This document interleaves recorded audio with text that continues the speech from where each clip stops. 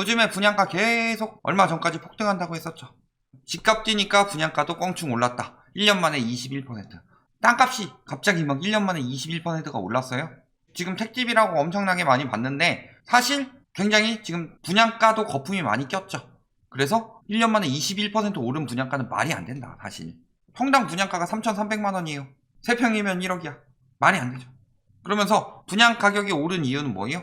첫 번째, 분상제가 발표가 됐는데도 안 잡힌다. 그 이유는 원가 공개 및 연동제 이런 것들을 안 했기 때문에. 1년 만에 21% 꼈다는데 택지비가 저만큼 올랐을까요?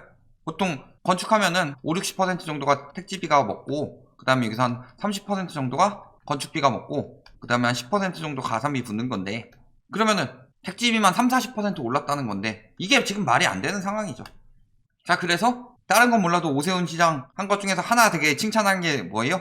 SH 김원동 경실련 본부장 임명한 거. 왜냐면은 언론에서는 이 사람이 뭐 민주당 저격수 이런 이야기 하는데 부동산 거품이 껴있는 정권은 다 깐 거지. 예전에 뭐 2016년에도 정부 까고 그랬어요. 특히 뭐 분양가 거품 굉장히 많이 꼈다고 이야기하면서 많이 깠던 분이다. 경실련 자체가 뭐 하는 단체예요? 다른 건 몰라도 이 사람이라면 뭐는 안 할 거다? 여태까지 했던 한 10여 년간의 말을 다 입쓱 닦아버리고 집값 올리는 정책 안 쓸 거다. 그래서 딱 이야기하니까 저희가 지금 늘 얘기했던 게 분양가 상한제만 해서는 안 잡힌다. 원가 공개해야 된다. 왜? 예를 들어서 평당 6천만 원에 막 분양이 된다. 그랬을 때 여기 한 땅값 4천만 원 잡고 건축비 한 1,500 정도 잡고 가산비 500 뭐 이런 식으로 들어갔는데 막상 검증해 보니 뭐 택지비는 3천이고 건축 자재 막 개판으로 써가지고 막 1,000이면 되는 거고 가산비 뭐 붙을 것도 없다 한 200이면 됐다. 그러면 4,200에 분양이 될 수 있었던 건데 뭐 택지 사는데 뭐 많이 들었다느니 이런 거 다 숨기고 뭐 건축비도 뭐 이런 거 저런 거 한다느니 가산비도 뭐 이런 거 저런 거 다 암암리에 하니까 분양가가 쭉쭉 치솟았던 거죠. 원가 공개하면 영향 굉장히 클 수밖에 없다. 그리고 특히 공기업이라면 당연히 해야 되는 거죠. 공기업이라면 세금 써서 하는 일 아니에요. 물론 뭐 세금만 쓰진 않겠죠. 공사가 아니고 공기업이니까. 공무원은 아니죠. 엄밀하게 말하면 공기업이. 그런데 국가에서 지원을 받는 만큼 투명하게 해야 된다. 그러니까 투명하게 하는 거예요. 원가 공개는 당연히 해야 되는 거고, 민간이라면 몰라도 공기업은 당연히 했었어야 된다. 민간도 해야지 되는 거죠. 그리고 공기업에서 저렇게 원가 공개해서 원가 봤더니 막 지금 막 6천 한다고 하는데 알고 보니 4,200만 원 정도면 뒤집어 썼다 이런 것들이 나오면서 싸게 공공공급이 들어오게 되면 민간 공급은 어떻게 될까요? 옆에서 공공공급 4,200에 분양하고 있는데 그 옆에서 민간 공급은 6,000씩 분양하고 있으면 사람들이 여기 가서 분양 받겠어요? 여기 분양가 너무 비싸네 생각 들고 요거 안 받고 요쪽으로만 몰리지 보통? 입지가 좀 좋더라도. 그러니까 지금 SH에서 이걸 시작했다는 것 자체가 앞으로 서울의 분양시장에 굉장히 큰 영향을 미칠 수밖에 없다. 그러면서 마곡, 위례 등 최근 10년치 건설단지 34곳에 대한 분양 원가도 내년까지 모두 공개할 예정이다. 이게 뜻하는 게 뭐예요? 로또 분양이라고 했던 위례에 지금 2천억대 가산비가 더 붙었다. 원가 공개하면 이런 것들 다 드러나는 거죠. 그러면 여태까지 분양가가 얼마나 비쌌느냐 이런 거 되는 거고, 아직도 여기서 그따위 댓글 다는 사람 있어요. 원자재 가격 올라서 집값 오른다. 그런 인간들이 꼭 뭐 하는지 알아요? 우유 원가 요거밖에 안 되는데 왜 이렇게 우유값 비싸냐, 계란 원가 요거밖에 안 되는데 왜 이렇게 계란값 비싸냐, 닭 원가 요거밖에 안 되는데 왜 이렇게 치킨값 비싸냐, 그런 거 다 까면서 여기 원가 얼마 안 되는 거 공개하면은 요거는 계속 오른대요. 원자재 가격이 한 100만원 했다 그러면은 요거를 건설비에 한 500만원씩은 붙이고 있으니까, 물론 여기에 인건비 같은 것 좀 포함되겠죠. 수송비 뭐 이런 것도 포함이 되겠지만 그런 거 다 포함해서 한 2, 300이면 뒤집어 쓰는 것을 원가 공개 안 하고 한 500에 뒤집어 쓰고 있다. 그러면 얘가 더 올라서 한 350만원 정도 나온다 하더라도 집값은 떨어질 수밖에 없죠. 예전에 기사가 떴어요. 건축한 곳 121곳을 검토해 봤더니 초안대로 제대로 자재 쓴 곳은 11곳이고 나머지 110곳이 싸구려 자재로 바뀌었던가 이런 것들이 나타났다. 그러니까 예전에 목동 신시가지 같은 경우 지금도 엄청 튼튼하다는 이야기 하죠. 그런데 지금 지어지고 있는 신축 아파트 보면 어때요? 바닥에 공 굴러가는 데 있고 싱크홀 생기는 데 있고. 왜? 그따위로 개판으로 지어도 사람들이 집값은 오른다고 사니까. 그러니까 그 불패 심리 때문에 건설사들은 되게 차익 많이 남겨놓고 일반 국민들은 엄청나게 안전을 위협받고 있는 거죠. 층간소음 때문에 얼마 전에 칼부림이 났었죠. 이야기는 뭐 여경 쪽 뭐 이런 식으로 돌아가고 있는데, 엄밀하게 말하면 그따위로 개판으로 지은 건설사 문제 아니냐. 근데 원가 공개하면 어떻게 돼요? 싸게 지으면은 싸게 공개가 되는데 분양가 비싸게 받을 수 있어요? 그러니까 분양 잘 되게 하려면 진짜 제대로 짓는 수밖에 없죠. 이제 공개제도는 뭐예요? 2007년에 처음으로 도입됐다. 왜? 주택가격 안정화, 그리고 건설업 투명성 확보. 투명하게 하라는 거예요. 이렇게 프리미엄 붙이는데, 그래서 시행했는데 어떻게 했어요? 이명박 정부 때 7개로 축소하고 박근혜 정부 때 폐지해버렸다. 그래도 이때까지는 7개로 축소했기 때문에 그래도 명목이 이어지고 있었는데, 폐지해버리고 나서 어떻게 됐냐? 2013년에 뭐 했어요? 초이노믹스 했죠. 그 다음에 재건축 연한 완화했죠. 그 다음에 분상제 폐지했죠. 재초안 폐지했죠. 그 다음에 재건축 다주택 허용했죠. 3주택까지 허용.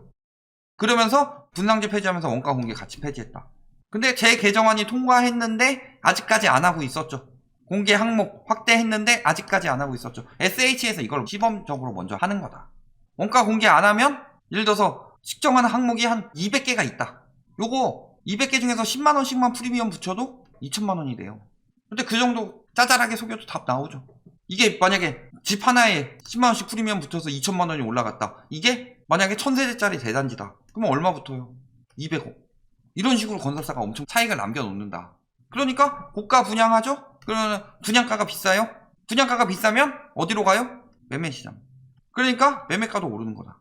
그리고 건설사들 폭리 취하고 그러면서 가격 폭등하면은 다시 고가 분양이 가능해지죠. 원래 6억이면 뒤집어 쓰는 거였는데 얘가 만약에 주변 가격이 5억 정도다. 그럼 6억에 분양가 내기도 힘든데 집값을 한 10억까지 올려놔 버렸다. 그럼 얘 9억에 분양해도 로또라고 하잖아요. 6억이면 뒤집어 쓰는 건데. 이게 문제였다. 어때요? 분양가는 도로 하나 꼈는데 발산 마곡 분양가 2배 차이. 가보시면 알아요. 마곡하고 발산하고 얼마나 차이 나는지. 그거 바로 옆에 붙어 있어요. 근데 왜 그래요? 61개에서 12개로 축소하고 분양가 가파르게 상승하면서. 얼마나 차이 나요? 마곡지구 지금 발산이랑 비교해봤을 때 아파트가 엄청나게 좋다. 층간소음도 안 나고 뭣도 안 나고 엄청나게 좋다. 1.8배 값어치를 한다. 그래요? 땅값 2.2배. 땅값은 그렇다고 치더라도 2.2배 날 정도는 아니죠. 마곡지구에 LG 클러스터부터 들어와서 엄청나게 많은 대기업들 들어온다. 서울에 들어오는 마지막 업무지구다 해가지고 마곡 가격 비싸다. 근데 발산도 바로 옆이에요. 그렇게까지 차이 날 이유가 없죠. 그래서 분양가가 2배가 차이 난다. 말이 안 되는 거죠. 자, 그 다음에 고덕 강일 첫 공개했다. 분양 원가는 얼마예요? 1765억인데 분양 수익이 얼마나 올랐다? 980억. 얼마나 이익 봤다? 35%. 과하다는 거죠. 이 중에서 이 정도는 다가구 임대주택 이런 거 매입 재원으로 썼다. 이런 식으로 나오는 거고. 근데 민간에서는 그게 다 이득으로 돌아가는 거잖아요. 35% 이익 났어요. 고덕 강일이면은 로또라고 유명했었네죠. 로또가 35% 이익 났으면은 로또 아닌 데들은 어땠을까? 답 나오는 거죠. 지금 뭐라 그래요? 원가 공개하니까 거품 제거한다고 하는데 품질 저하 우려. 왜 이게 품질이 저하가 돼요? 건축비, 아까 잠깐 앞으로 다시 돌아가 볼게요. 건축비가 이렇게 투명하게 공개가 되죠. 건축비가 투명하게 공개되는데 왜 품질이 저하가 돼요?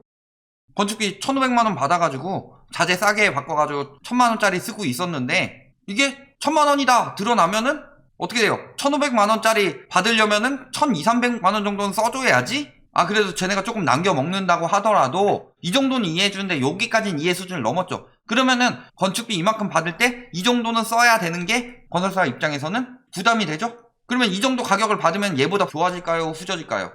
말도 안 되는 개소리 하고 있는 거다. 분양 원가 공개로 분양가를 낮춘다. 왜 분양 원가 공개로 분양가를 낮춘다는 이야기들이 나와요? 지금 이분 누구예요? 집값 무조건 오른다고 하는 그분이죠. 뭐라 그래요? 대한 부땡산 학회장.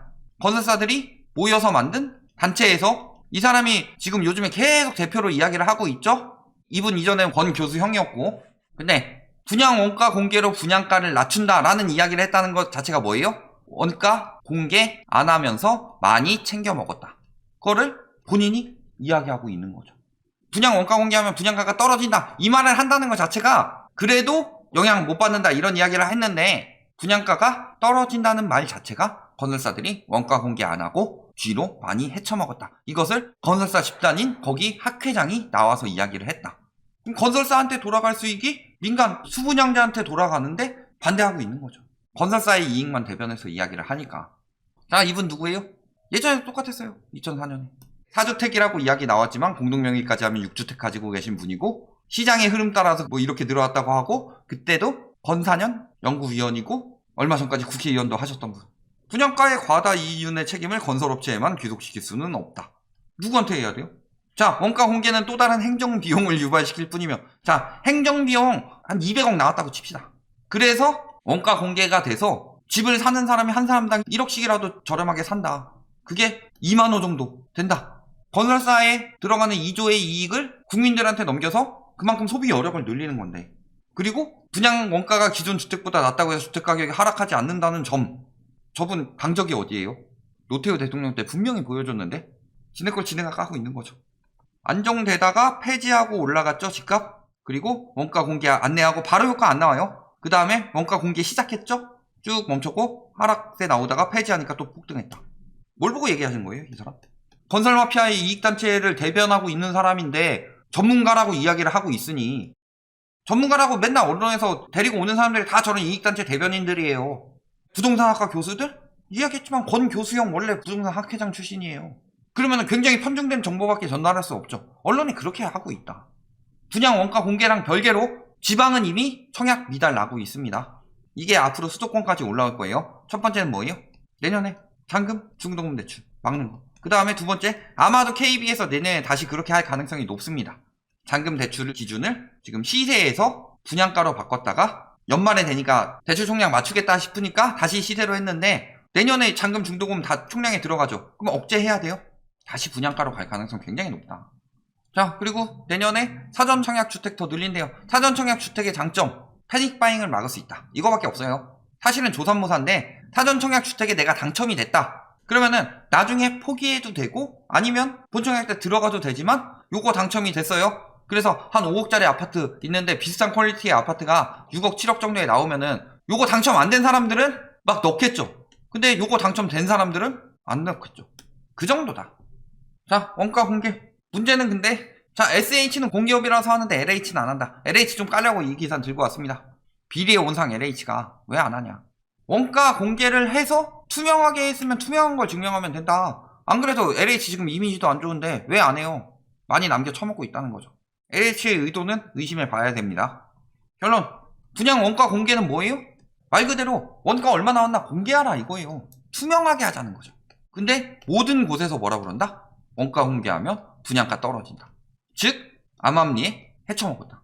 그런데 원가 공개되는 아파트들이 SH에서 나오게 되면은 민간 공급에서도 굉장히 영향을 줄 수밖에 없죠. 아니 여기는 5억에 나오는데 여기는 막 8억에 나오고 있어요. 그러면 사람들이 예전에 얘가 5억이 안 나올 때는 아 8억도 싸구나 로또구나 하고 있는데 요거 나오고서 원가 공개됐는데 비슷한 입지 8억 막 나오고 그러면은 당연히 분양 잘 되게 하기 위해서는 가격을 낮출 수밖에 없죠. 6억 정도로라도. 영향 갈 수밖에 없다. 그리고 이미 지방은 무너지고 있고 서울권도 나홀로 같은 데서는 이미 미분양 나왔죠. 분양시장 지금 매우 어둡다. 여기까지 말씀드리겠습니다.